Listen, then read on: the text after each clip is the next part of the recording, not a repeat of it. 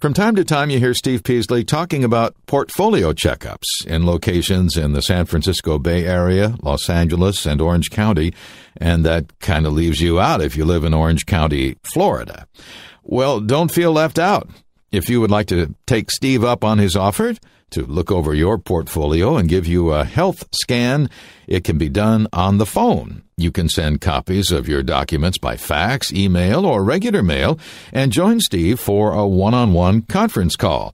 If you're interested, just go to investtalk.com or call our 24-hour InvestTalk answer line at 888-99-CHART. That's 888-992-4278.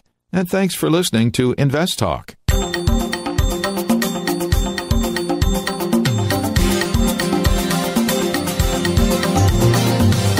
Welcome to our 1-hour meeting of the minds about money, your money. This is Invest Talk, made possible today and every day by KPP Financial.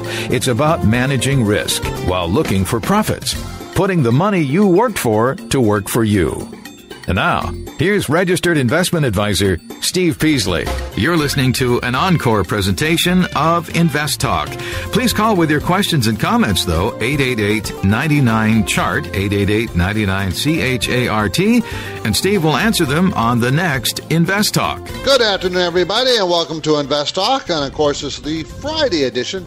We're really glad to have you, and I say we are glad to have you because today I have with me Helen Crawford, who is another registered investment advisor at KPP Financial. Helen, thanks for coming. Hi, Steve. It's good to be here. Now, we want to thank you again for making this show, Invest Talk, part of your day. We always say if you invest some time before you invest money, you'll be a lot better off. You need to guard against overestimating your knowledge and competence. We try to. We don't think we know everything. Matter of fact, we know we don't know everything. The more you learn, the more you understand how much you don't know. That's a key. So you need to educate yourself, and you need to constantly do it. You need to prepare yourself to make good, sound decisions. You can do it, but it does take a commitment of some time and some effort on your part, okay? Now, we'll try to use your time wisely today. We count on you to keep us on track. That is talking about things you want to know about, not necessarily what I want to tell you or Helen wants to tell you, but what do you want to talk about? Our anytime answer in line is open 24 hours a day. You can call and ask a question, and you know that's 888-99-CHART. But also on the program, you can send us an email live, 888-99-CHART@gmail.com. So if you have a question, you're sitting at a computer, you can submit a question while we're on the air, 888-99-CHART@gmail.com. Now today our talking point is making smart decisions on mortgage repayments. That's what our talking point's about. Think about it. Now, we're going to have a huge rash of refinancing. Remember, the Fed funds rate is 0. So if banks are charging you 5% on a mortgage, they're making 5%. That's a huge spread. Normal spreads are 2.5%, 3.5% between the Fed fund rate and the mortgage rate. So I can see that our mortgage rates could drop once the banks start to feel a little bit more comfortable with making loans. Right now they don't. And I do think the refinancing may start that cycle of comfort. I'm hoping so anyways, so that the banks will get a little bit more free with their lending. Now, I'm not saying loosening up standards. I don't think they ever should have done that in the first place. I'm not talking about that. I'm talking about having the courage to make normal loans to quality lenders. Which, remember, 95% of all mortgages out there are paid on time every month. And Steve, with these mortgage rates going down, the next question will be, should you pay your mortgage off early? Well, quickly. I always think you should. I always suggest to people pay extra every month. Even with the low interest rate? Even with the low interest rate. Now, there are people are going to say, well, wait a minute, what if I can make more money on my money over here investing it as opposed to over here paying it toward my mortgage? Mm-hmm. Well, my retort to that has always been, your house It has no risk. If you pay off your mortgage, it's like it's a 5% mortgage or a 6%. It's like you're earning 5 or 6% on the money, okay? Because you don't have it to pay it anymore. And for me, Steve, it's also would have to come down to a comfort level. I know when my parents are really old, and I can remember as a child, they used to say, pay off your house, nobody can take it away from you. Once you pay it off. Uh-huh. Well, except for the government, because if you don't pay property taxes. Well, yeah, of course. But yeah, I think that once you retire, you really want to live in, comfort. That means no mortgage. You don't have to have that payment. You don't want that payment when you retire. Anyway, so that's going to be our talking point. It's an article on Yahoo Finance, the mortgage professor Jack Gutentag. He says, we can't undo the past, but we can make better decisions in the future.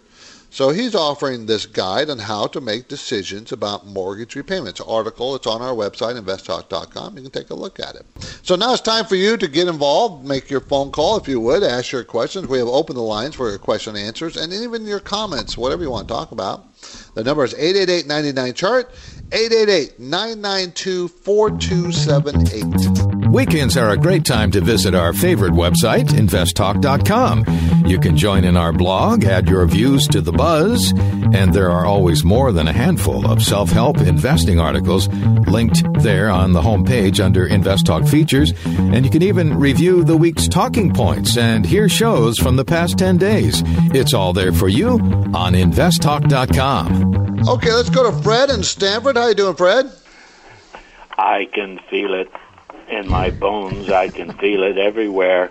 We're going to have a marvelous bubble burst of the bond market. Oh, I think you're right, Fred. And the question I'm going to ask you, we're going to go over some details here. When this occurs, lots of other repercussions will come. But let's first look at indicators. Mm-hmm. Precursors to the bursting of the bond market. Would we best look at short-term bonds, mid-term, or long-term bonds? Well, you mean as far as looking for an indicator? Yeah, sure. I think you need to look at the mortgage rates. But now, stay with bonds for me. Stay with bonds, okay. You know, way back in the spring, TLT told me, get out of the stock market and go into bonds. Now, I'm watching TLT to see if it tells me the reverse. And TLT, everybody, is the long-term bonds. Okay, so the people, that means people are flooding into the bonds for safety, and they still are. They're afraid. They're afraid. Yeah. Now, what I don't understand is if they're afraid and they're flooding into the bond, why has the volatility index, the VIX, fallen so sharply over that same period of time? Because I think it's lost its meaning. It's lost possible. Its meaning. It's not doing. But should we watch the short-term 3-year treasuries or the 10-year treasuries? Which ones would be better indicators? I'm going to say the shorter term would, to me, be a better indicator, I think, Fred. What's going to happen to the short terms? Because they're making 0% interest. Well, almost next to zero. Let's say 1. Yes. Okay, I cannot see the market putting up with that for very long. I cannot see people staying in those things for very long. Because, but might they come out and go into longer term then? Well, long term, do you want to sit on a 30? 10 year. Okay, a 10-year bond making what, 3%? Hallelujah. 3%?